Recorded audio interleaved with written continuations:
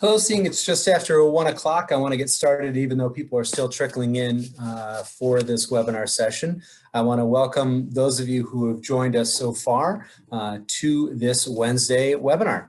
My name is Martin Daly. I'm the Director of Water Quality Programs for CDRPC, and today's webinar is Engaging Residents in the COVID-19 Era, Lessons Learned from the New Normal.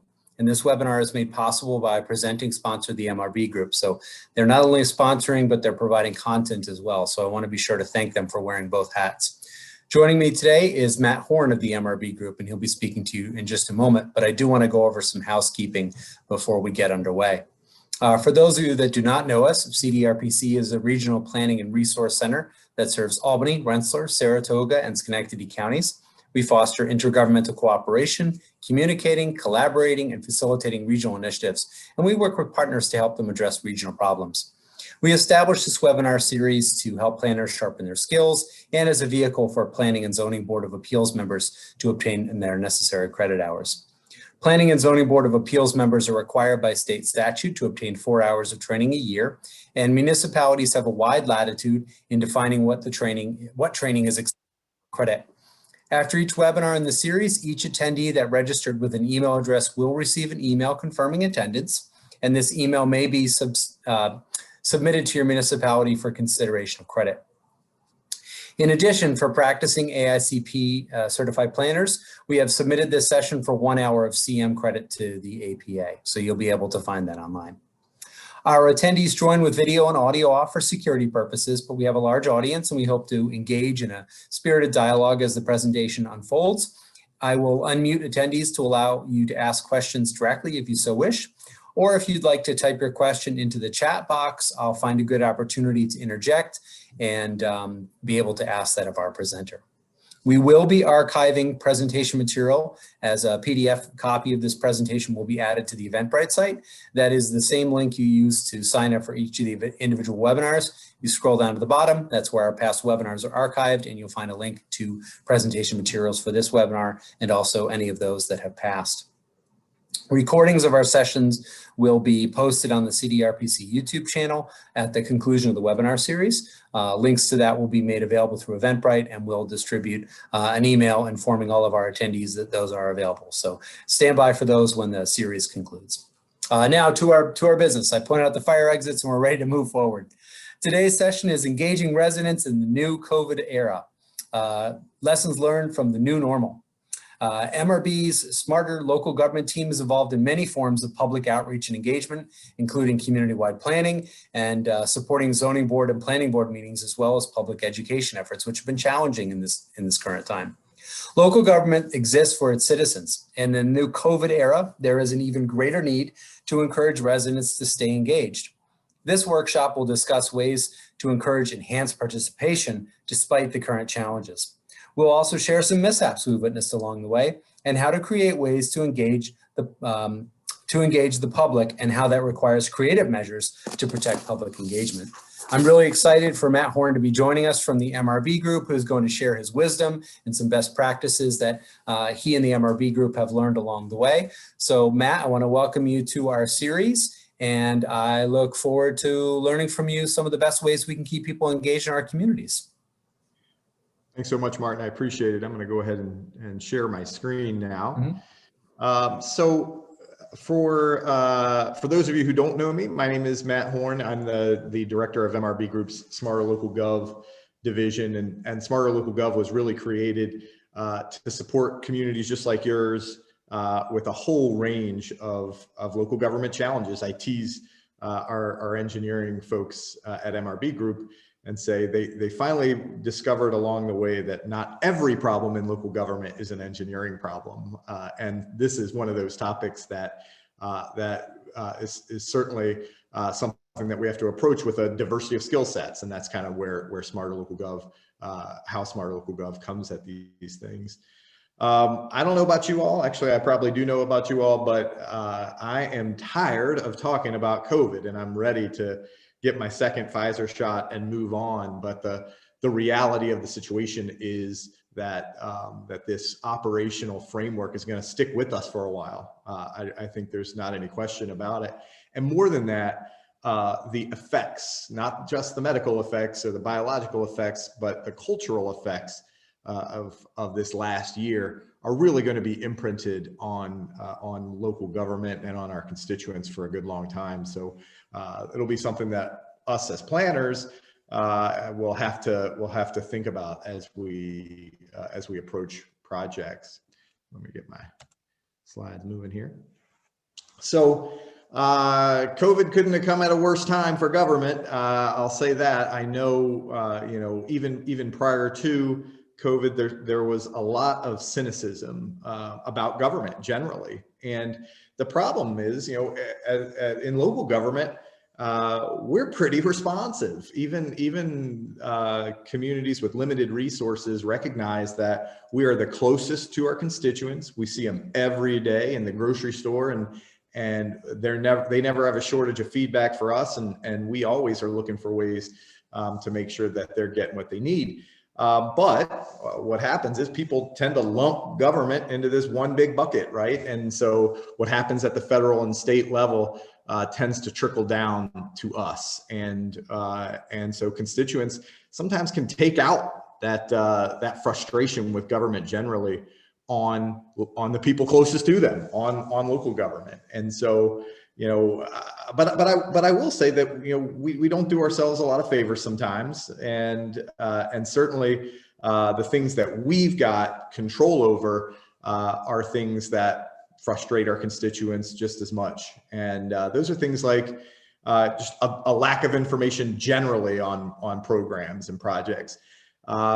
We all have our day job, right? And our day job is to review these projects as they come across the table. And if you're a code enforcement officer or a professional planner, your job is to move this project from A to Z. And if you're a planning board member, an elected official, you have a role in that process. But all of us have an additional role, and that's talking about these projects and making sure that our community understands them. And far too often, local government gets focused on the nuts and bolts of these projects and forgets to tell the story, and that can drive some skepticism.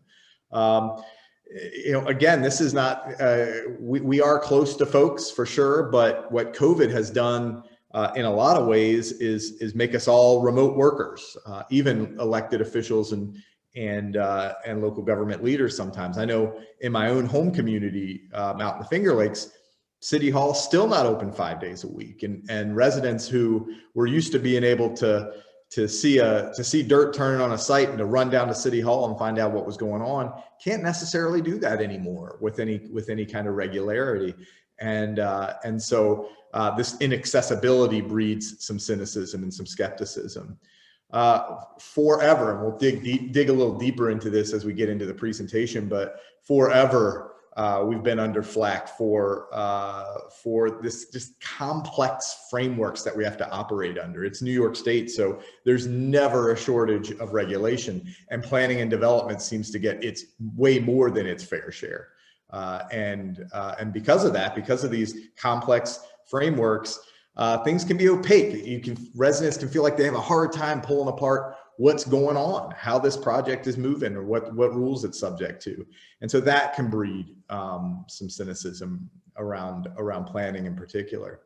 And then, the things that we have the most control over, we fall into a rhythm, right? City council, town board, village board, we meet every Monday night at 7 o'clock. And that's how it's been since 1820, and that's how it'll be. And the planning board meets every third Tuesday at 7 o'clock. And who wouldn't remember that? And even though we're talking about a project way out on the edge of town, we're going to meet in a conference room in downtown at Village Hall. Tough meeting time. We got households now with 2 working parents and kids with after school sports and all that stuff. And so traditional meeting times, we don't see a lot of regular folks at those, right? And forget about locations and accessibility. New York's an historic place in large part, and so our buildings are older, and people sometimes just say, "Ah, the heck with it." I'm not gonna go down there. Nobody listens anyway, and that again, that drives that they talk about it, but they talk about it at Wegmans and not at and not on the floor of the board. In addition to this, so with skepticism comes this this microscope. They presume if they have low information or no information about a project, then they presume something's up, and so the residents and stakeholders are being more demanding now about a seat at the table, and we'll talk in a moment about what that means. But that's really what engagement is all about. It's certainly rooted in information, but residents want to feel like they have an impact. One of the things I love about local government generally is I call it actionable scale, right? It's something that when you do something as a planning board member, as a zoning board member, or building official, when you take an action, you see it tomorrow. You see it play out in front of you, and residents want to feel that way too. They don't want to have projects thrust upon them. They want to be a part of the solution in a lot of ways. And so part of COVID has been folks are at home, right? And they're either working from home, or in the worst cases have gotten laid off. Their kids are at home with them all day. So they're paying attention to what's going on. And they want a real opportunity to be part of that conversation. And so what happens now, if you fail to adequately address stakeholders, is they get addressed, right? They show up, and one of the theories I kind of live by is you're going to get your public participation. You can get it in the process, or you can get it at the end of the process, and so if you build in time and build in space for people to participate, then things tend to move. All the time you think you're saving by shortchanging public engagement typically just results in extended processes. Residents show up en masse to statutory hearings, and they go to their council people. You go to the board of trustees, and now the board feels like they've got to slow this thing down. So again, your intent might have been, let's just roll this through. If we bring the public to the table, this will take forever. It doesn't work that way. They always find a way to get in there, and that can slow things down. If you're a community that's looking to grow, if you're and that's not everybody, I know, but if you're looking to add tax base, if you're looking to add new projects to your plate, and developers view you as a place where everything kind of goes haywire, then they tend to stay away, right? They tend to look, if all things are equal and one community has an organized development process and the other community doesn't, then developers will lose interest in those who don't. And so when they perceive a community as anti-development, which really just might mean low information to the residents and stakeholders, then they'll say, this is too unpredictable. I make my money on time, and I can't spend that kind of time. And then legal challenges, of course. I mean, that's where not only is the process slowed, but the dollars go up, right? Now we have to bring a lawyer in to help us navigate what should be a pretty straightforward process. And a lack of engagement contributes to all three of those things. And getting people meaningfully at the table will almost always cure those. And so how are we going to get there? How are we going to rebuild this trust to the degree that it's been broken? Or how are we going to demonstrate that we are a lot different when it comes to meaningful engagement than our state and federal cousins? It takes work. It takes effort. It doesn't always take money, but it will take time. And so the three things you got to think about are how do we get deeper with the information? Forget about those. Forget about it, and we'll talk about this also. But forget about the jargon. Forget about the agenda. What else? What else are we going to provide? How much information can we get out there? Where are we going to tell that story? And what's the language we're going to use to help our residents understand more about the process? And then how are we going to get them to the table to really shape outcomes? And we're not talking about every project, and your own planning and zoning board meetings, it's a rarity that even an entire neighborhood wants to come out and talk about a side lot line variance for a setback for a shed, right? But on the bigger projects, how are we going to build in meaningful engagement processes so that stakeholders can come to the table and feel like they have a voice? So before we dig too deep, I want to talk about these two seemingly similar, but actually a little bit different concepts, and that the idea of engagement versus information, right? So you might say, hey, we build we put our agendas on the website, we've got a social media account, and those are great ways to inform residents. And that's okay. That's actually that's the foundation. That's where you have to start, with information and getting that information out there. But if you think about this on a spectrum, right, with informing or information on the left side of the spectrum, all the way over on the right side of the spectrum would be engaging. And engaging is really honestly, authentically, meaningfully bringing residents and stakeholders to the table to shape outcomes. It's one thing. And so in the middle there is public comment, right? So I've informed my residents, that's on the left side of the spectrum. In the middle, I have given them an opportunity to tell me what they think about the process. And then on the right is I'm giving them an opportunity to really shape it. And we'll talk about how we get there.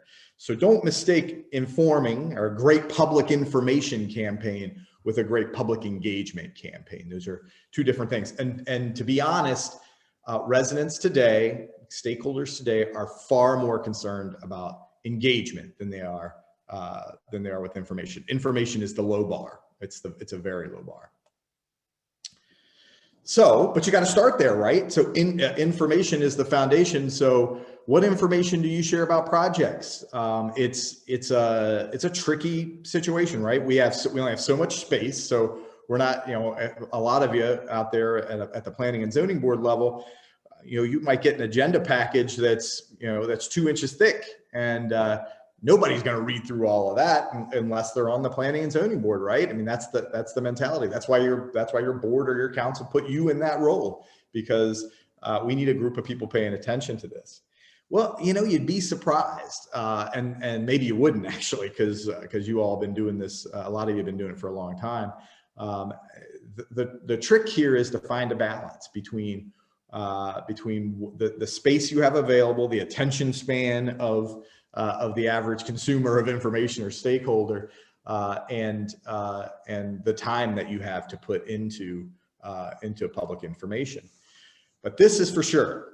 The legal jargon, the 4-point font in the very back of the penny saver that says, the Testville Planning Commission hereby decrees that on June 23rd at 7 p.m, tax parcel number 14.411.00. It's over. Forget about it. They've already glazed over and moved on. They've seen it as unimportant because you've put it in an unimportant place and said it in unimportant language. And so chances are they'll move past it, and later they'll come and say, why didn't you tell us about this? What's going on with this? This is the first time I'm hearing about it. And you'll say, well, man, we met the letter of the law. The letter of the law says we got to publish an agenda. We got to put an ad in the penny saver. We did that. And I got the affidavit of publication right here. And the resident will look at you glazed over. What are you talking about? And so, I talk about imploding skepticism, like being as transparent. I know that's a buzzword, and it's something that we probably over discuss, but this is an area, planning and zoning and project development. These are areas where we need to be as transparent as possible. So when you're putting together your agenda and you're ready to release it to the public, as much plain language as possible, just avoiding legal jargon whenever you can. Be simple about it. If there is a street address on the project, 14 Main Street, forget about that tax ID number. Nobody cares. 14 Main Street, at 14 Main Street. The board is considering development of a retail space at 14 Main Street. And then behind that, anything that is legal and ethical to share should go in that package. So long as and to be honest, if the planning board is going to be considering an open session, it's all legal and ethical to share. And we can talk a little bit about timing, but if you've got a website that web space is virtually unlimited. Hang a staff report out there. Hang as much narrative as you can to paint a real clear picture. And speaking of pictures, put some actual pictures on the website or with your agenda packet. It's this lot, because even a lot with the address 14 Main Street, people kind of scratch their head. Where is 14 Main Street? I don't know that. Well, you don't know it because it's not a building, it's a lot. And so a picture or a map or whatever that will showcase, give people a real plain look at what's out there. And then site plans, marketing materials, anything that a developer or a project applicant has already put together to showcase the project, you leverage that, you use that to showcase it to your constituents. But a one-page agenda pinned to a cork board way back in the hallway at Village Hall next to the clerk's office just is not going to cut it. It's going to breed skepticism about this stuff. So once you have the right message, once you have the right language and the right descriptions of your projects, where you say it is as important as what you said. And particularly today, people are walking around with a cell phone that can take them anywhere in the world and can take them to any website or any social media feed, anywhere, any picture you can put out there, they can find it. And so their level of expectation has increased. And so it's critical that again, even especially during COVID, where people are hungry for engagement, people are hungry for information, making sure that you have that information placed somewhere where they can reasonably see it is critical. And so I joked about about the classified ads. I am a total local government nerd, and so I read every single legal notice in the back of my hometown newspaper. I might be the only guy on my block who even gets the newspaper anymore. It's a dying industry for sure, but the law is not evolving as fast as culture and technology. And so the law says we still have to put it here. So don't mistake me for saying, forget about the publication requirements, because unfortunately that's not the case. That's not possible. So following the letter of open meetings law is your bare legal responsibility to constituents. And it honestly gets you nowhere, because when they read those legal notices, if they make it that far into the paper, by the time they read your attorney's legal jargon, the only people you're satisfying are the attorneys in the state. And those are people you got to satisfy, but it's not enough. And so what we encourage folks to do is use a diversity of tools, right? So in the same vein, I work in a lot of places with sparse internet connections and just slow adoption of technology, just people who aren't into it, aren't into social media, as an example. So going strictly digital is a bad idea too, and not entirely legal when it comes to most publication requirements. So think about your population. Think about who wants to know about these things. And by the way, everybody does. So thinking about your population, your constituency as a whole, and saying, how do they get their information? You've got a great website, or you got a great opportunity with a website. It doesn't have to be flashy and have all the bells and whistles. If you can hang a PDF on your website, then you can communicate as much information to your residents as you like. Again, plain, simple, straightforward language. I know what the classified has to say it in the classifieds, but when you're communicating directly with constituents, make sure that those agendas are as plain and simple as they can be. Do you have a question out there, Martin? Nope, just follow along. And I did want to pop in and remind folks they can use that chat function to either type a question. Also, the Q&A function works quite well also. And if they'd like to be unmuted to ask a question, please do that too, if you feel comfortable doing it. But this is great information about making sure that people come to a meeting and they understand what the board is actually being tasked with deciding to. I think that's sometimes lost in communication, the limits of the decision-making process between, I'm on the Board of Zoning Appeals, and sometimes the public can get confused with how a case is written up about what the board is actually being asked to review and undertake at the limits of their power. So this is great information about these notices. Great. And it's true. I mean, resources, time. We got teeny tiny little staffs. A lot of places where I work, there's a mayor and a building official part-time and a village clerk, and she doesn't have time to update a million different channels so people can see, on Facebook and LinkedIn and the website and the newspaper. But it's something that we have to stretch ourselves a little bit on. And so I hit on this a moment ago. Diversity is key. Don't just go down one route. Think about it. Think about how your people are consuming information, and that's never going to be one way, right? You've got older people who may or may not have access to technology, may or not have interest. You've got younger people who don't have interest in technology, and everywhere in between, right? And so thinking about both new school tools, new school channels, and old school channels. And so when we talk about new school channels, we talk about digital effectively, right? And so this idea of new media, even though it's not super new anymore, I always say by the time I found out about an app, it's already not cool. But there's widespread adoption of a lot of these social media tools, and you know them yourself, and you know what the people in your community is using.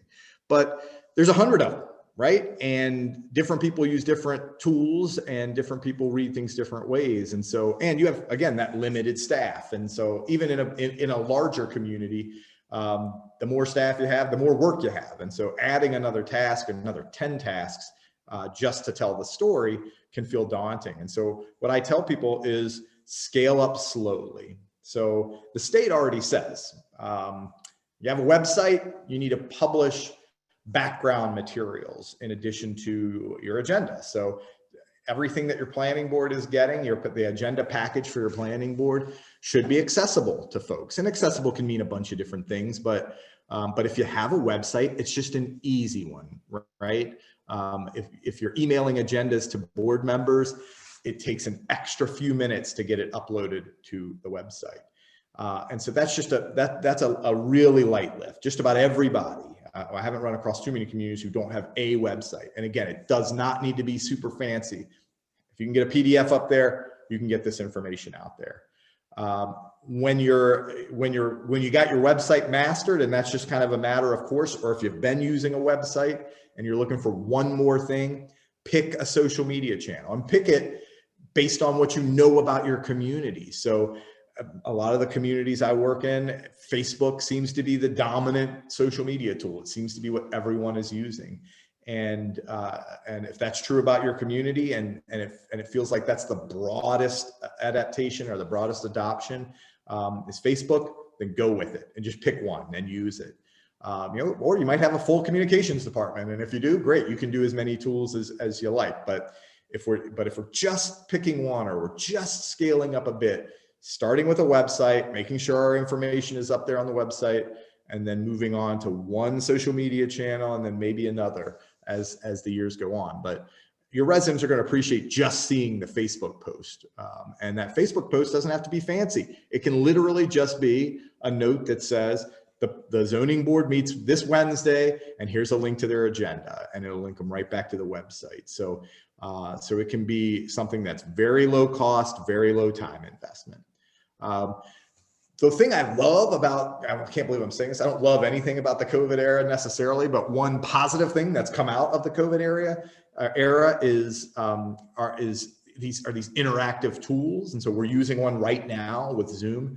And I was thankful for the executive orders that allowed boards to meet by Zoom. And I'm really hopeful, and I know it's going to be difficult, as things move on, and to keep a lot of this up, but I'm hopeful that local governments generally think about how they can adopt that as a matter of course. Think about how, in again, the majority of cases that I'm working with, engagement is up during COVID for all the reasons we talked about. People are cynical already. They've got a little more time on their hands. They want to know what's going on at home. They're not going to Myrtle Beach this summer. They're staying home, and so they're more interested in what's going on. And so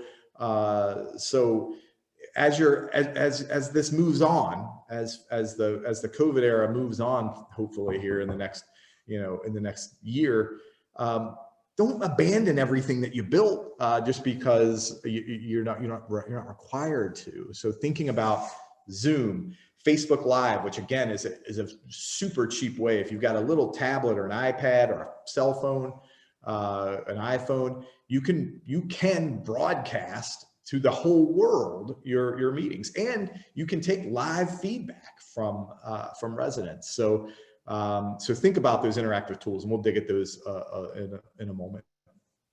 And again, like I say, for diversity's sake, don't give up on more traditional tools, and always follow the open meetings law, open records law.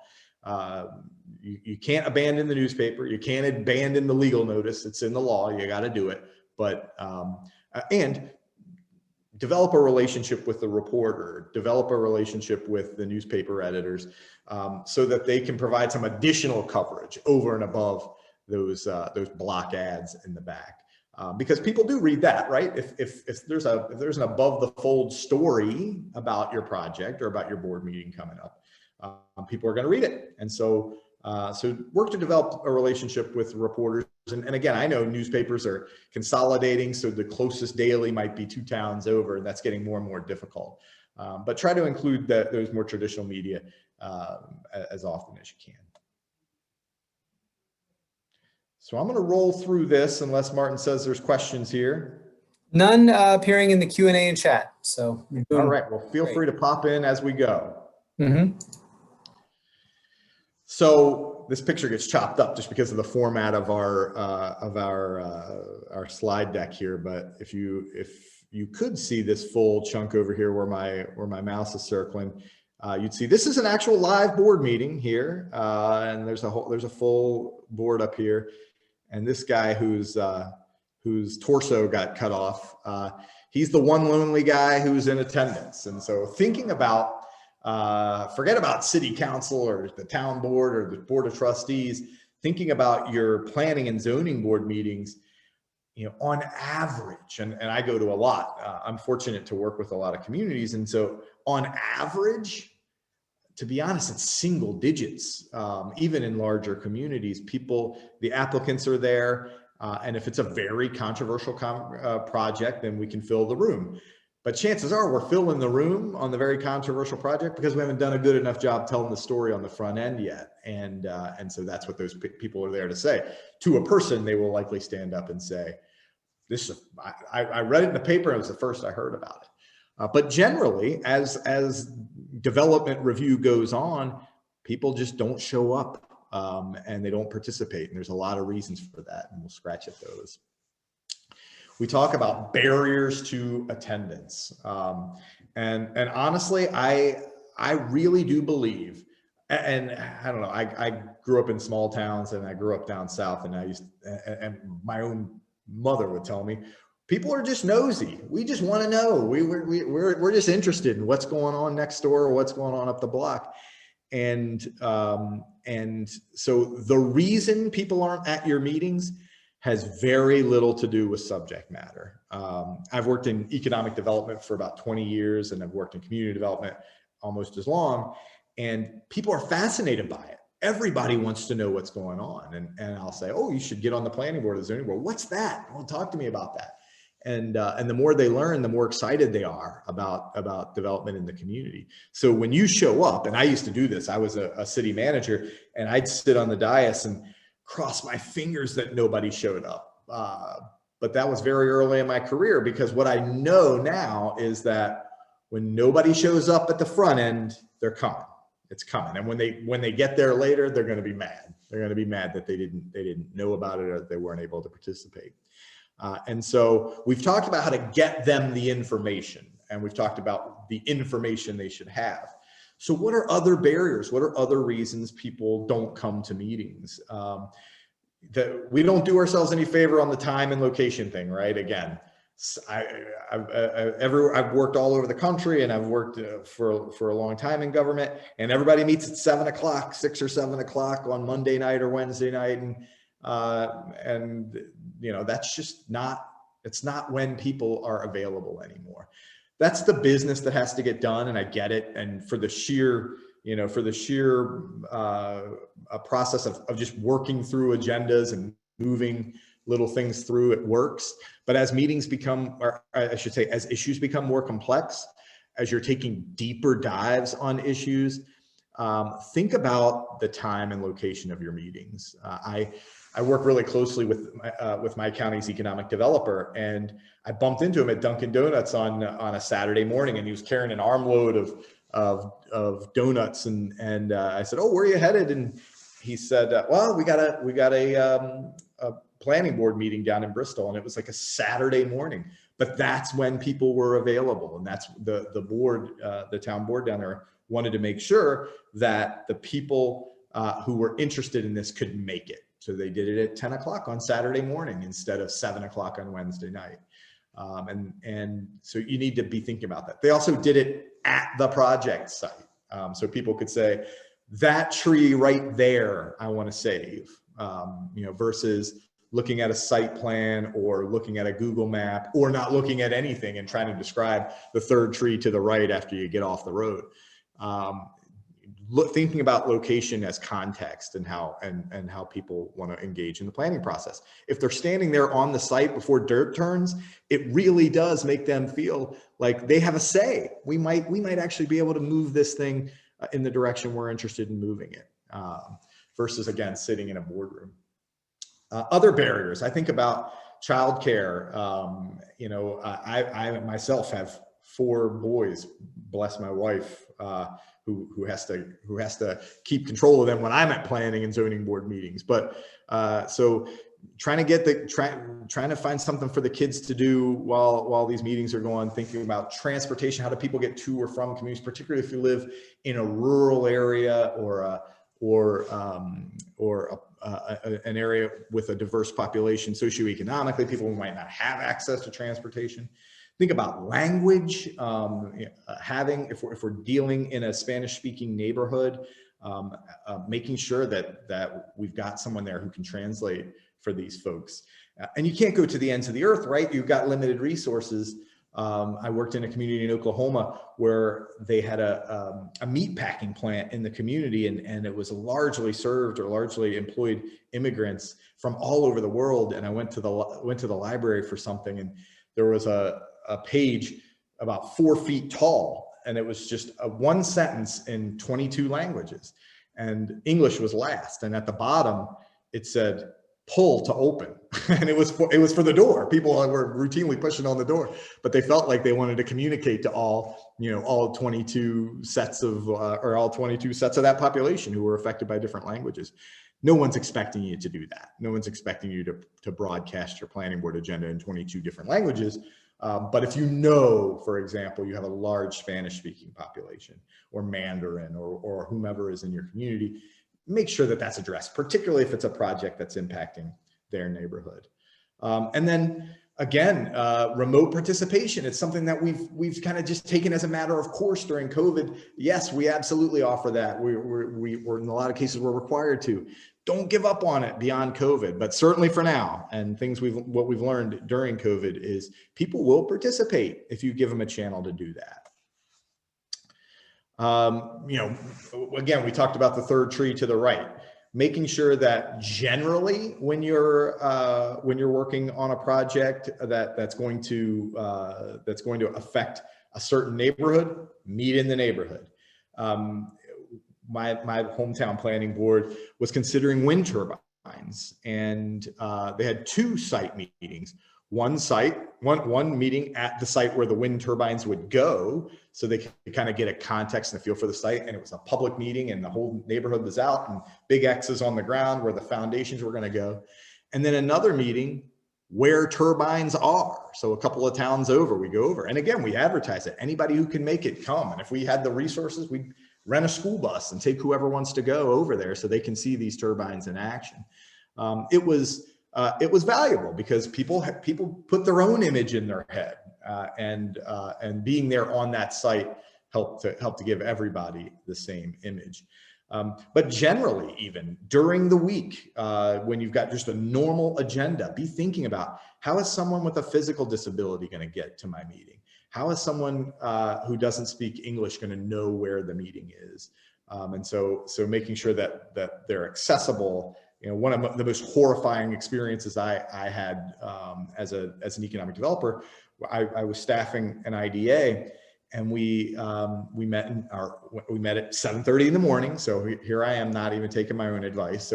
But this was years ago. We met at 7:30 in the morning, and we met at City Hall, which is an historic building with our boardroom on the second floor.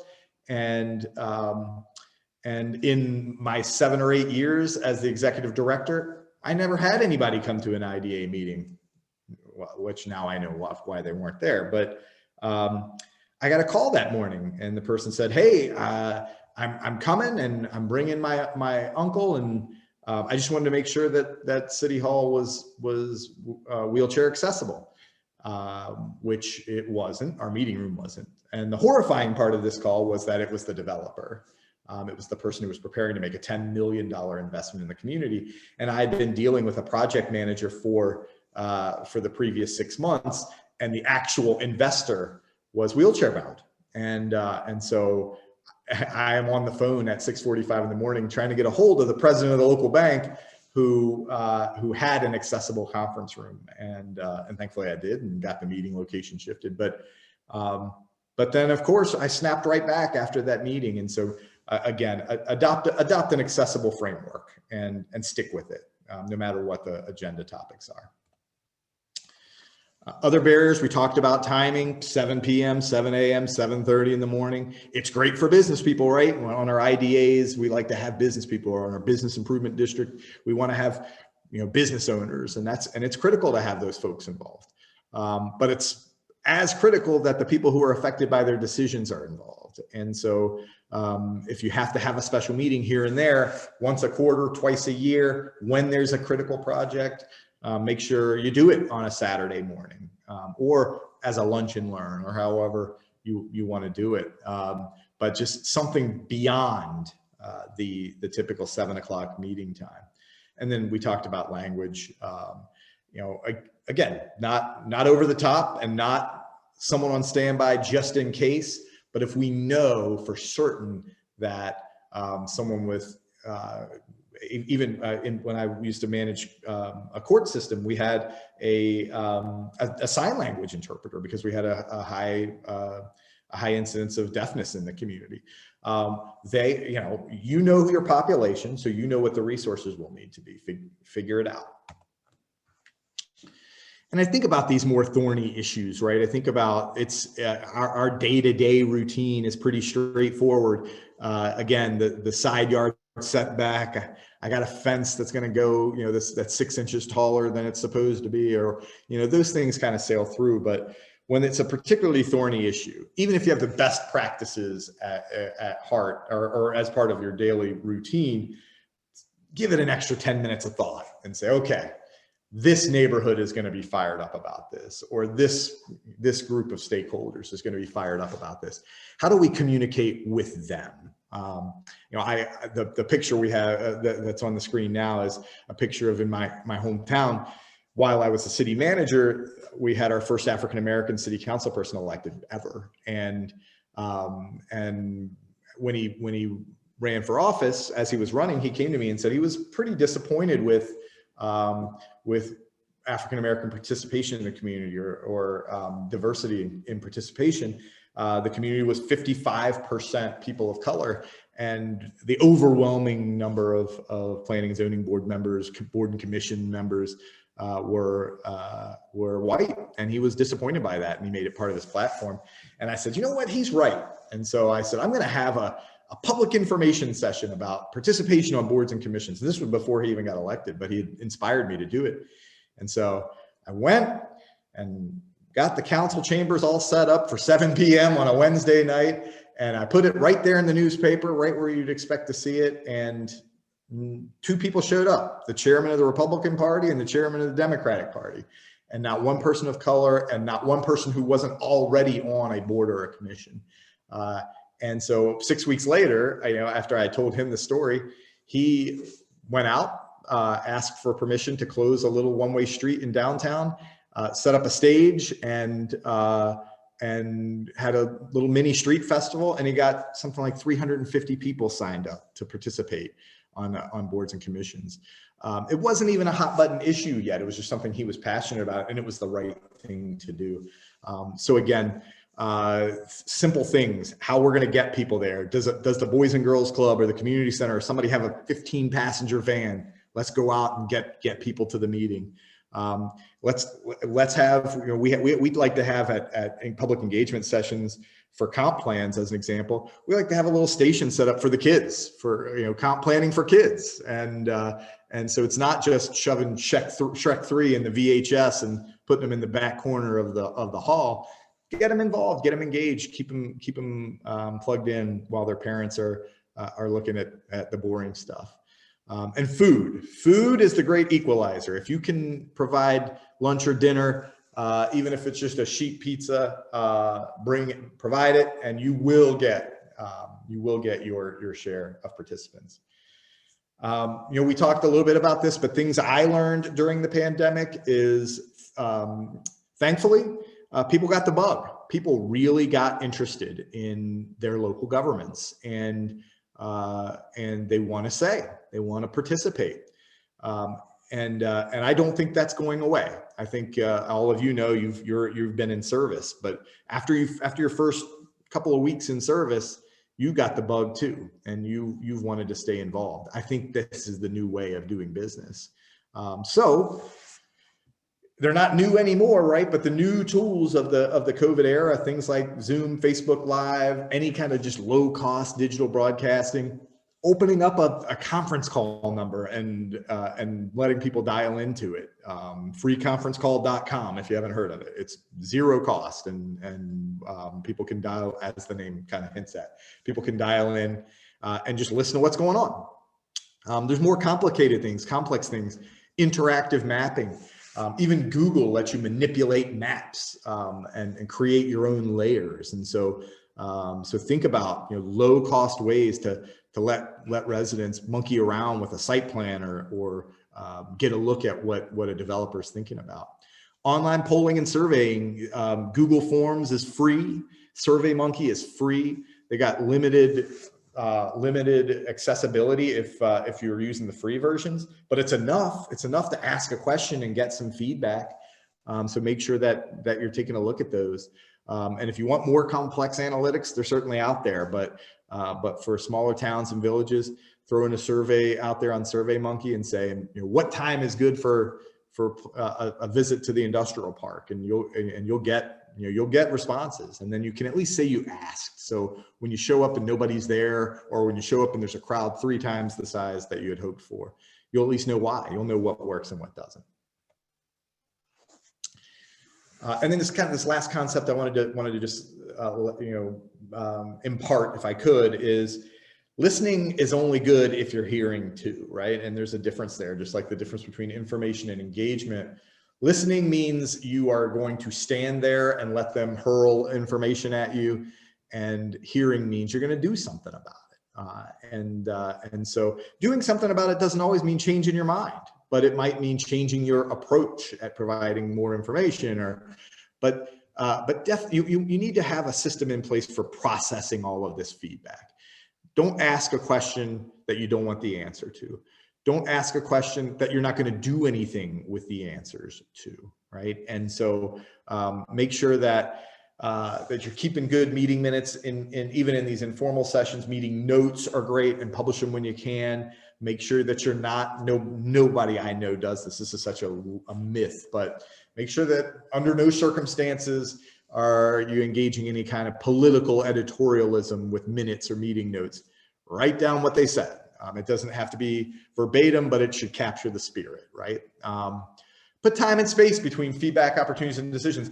That means don't hold a public hearing tonight and vote 10 minutes later, if it's at all possible. I know there's timing constraints on a lot of things, but there's nothing more telling than a board who votes 10 minutes after a public hearing the opposite way of the number of speakers who were there. Or for a developer, the hearing no after 5 minutes after a whole line of people stood up there and spoke out against this project.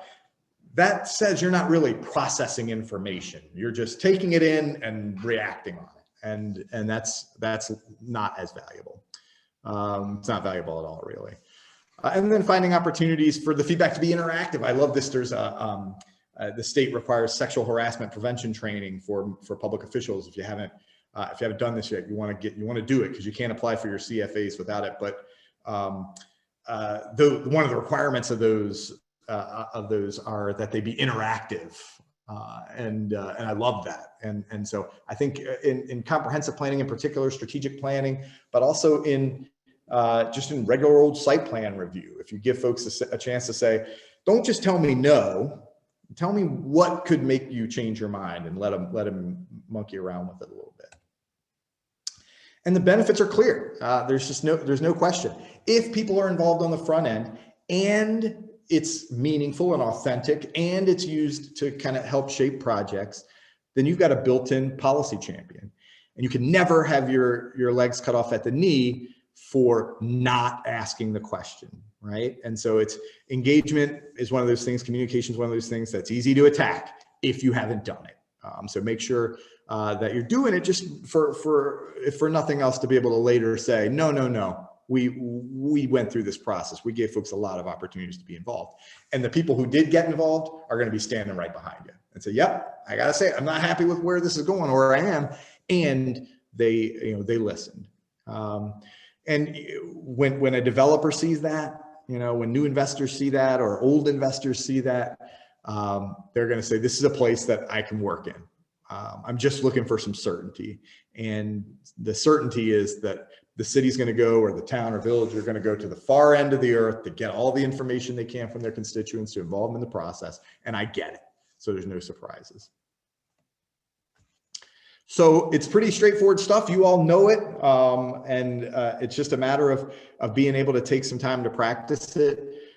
Just go over and above. Just go over and above to give people an opportunity to get a seat at the table. And if you do that, then no matter how the project shakes out, people are gonna have to at least know that you had their best interests at heart. Don't walk away from all this great new technology and these new processes just because COVID is gone. When it's gone here in the very near term, hold on to it, keep it, and keep doing a little bit more than you normally would do. And just be open and honest when you deliberate. We have a code of ethics in our community, and one of the tenets of the code is honest deliberation. Don't come into these things with your mind made up. Don't just tell people what decision you made. Tell them why you made it, and let them see how the sausage gets made. Sometimes it's valuable to everybody. So that's it. Like I say, it's not rocket science, and it's certainly, there's certainly things that you probably knew already in your heart, but they really do work, and they make for a much better development environment. Realize I can't talk unless I mute myself. That's an important when you want to ask a question. We had a question from a panelist asked, first they said they love the recommendations, so appreciate that feedback. Thank you, Christina. She said she loves the entire recommendation, seems obvious how much more we can do. Have you seen communication departments taking this on? Our department does not have skill set. They could work with others to make it happen. So I guess looking to bridge the gap between perhaps the planning department and the departments that are responsible in city government for communication or media outreach and those sorts of things. Is there a better way to bridge that gap, or some skill sets that we who are kind of wonking away in the planning departments could work through to be able to improve our public communication skill sets? Yeah, well, I think that's a great question, first of all, and kudos to your community for investing in a communications apparatus. It's such a big deal. It goes back to kind of what we said at the beginning, which is the planners. A lot of times, our nutsy boltsy folks, building officials, code enforcement folks, they think about their job in a very tight way. A lot of times, a very narrow scope, and so. If I were a communications professional, I'd go into the planning department and take the planner to lunch and say, what's on your agenda, and start to learn that terminology. If it's going the other way, if you are in the planning department and you're having a hard time getting your communications person off the dime on this, then do it the other way. Take the communications person to lunch and say, man, we're really seeing a gap here between public expectation and what's happening, and what can I do to help break down some of this jargon. Honestly, if the communications person is going to have a much better insight, and a lot of times anyway, is going to have a much better insight on what the channels are, what the language gap is. They should be asking you, like I call it the 5 whys. Why? I don't know enough about anything until I ask why 5 times. And so let more conversations between the technical folks and the communications folks is always better. I've seen communities that do it really well, and those are the communities who the community development folks actively engage the communications people in staff meetings, in internal department level communications. Throw a CC on there to the PIO.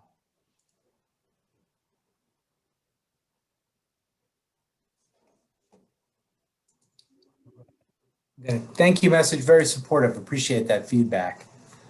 All right.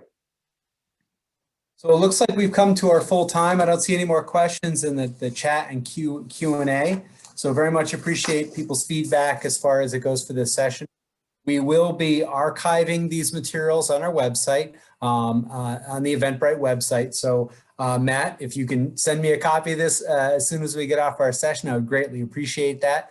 I do thank you for taking time out of your busy schedule to present with us today and share your insight about ways that we can become not just better planners, but better public advocates. I think, sometimes we get too caught up in the weeds of developing code or working through a prospective project, and we have to realize we're the front line for the public's expectation for development in our community. So I think it's valuable to go over some of these best practices of public outreach and making sure people are engaged and they understand the work that we're doing in our municipal arenas. So I really appreciate that. And I also appreciate MRB Group's sponsorship of the series. You guys have been great to support us, and we definitely could not do it without our underwriters. So I want to make sure that that's clear as well, that we appreciate your support.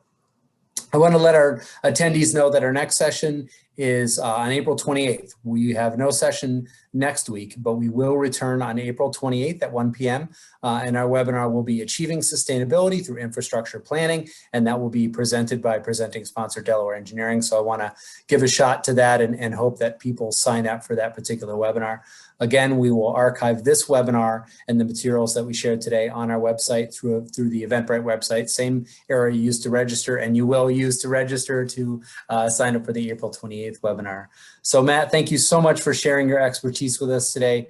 Very much appreciated. Your contact information is there on the screen, so I hope folks will reach out to you if they have questions after this event. Thank you all. Really enjoyed it. Yes. All right. Take care, everyone. It is 2 o'clock. We're ending right on time. Thank you, everyone. Bye-bye.